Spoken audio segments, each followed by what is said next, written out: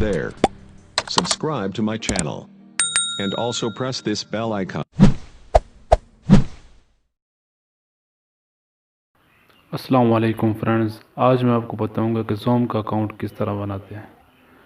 تو سب سے پہلے آپ نے یہاں پر ای میل دینی ہے اور sign up it's free per click کر کے یہاں پر آپ نے ڈیٹ آف برتھ دینی ہے اور کنٹینیوز پر کلک کرنا ہے۔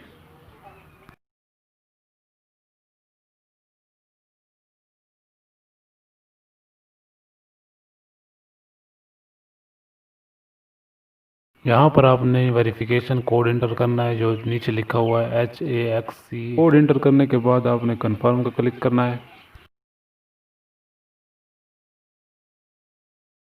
اس کے بعد آپ کو ایک ای میل ریسیو ہوگی، جس ای میل آپ نے انٹر کیا اسی پر ایک ای میل آئے گی۔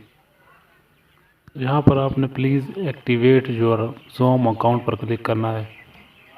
تو ایکٹیویشن کے بعد آپ کو یہاں پر فرسٹ نیم، لاسٹ نیم اور پاسورڈ ڈالنا ہے اور اس کے بعد یہ آپ کا اکاؤنٹ کریٹ ہو جائے گا۔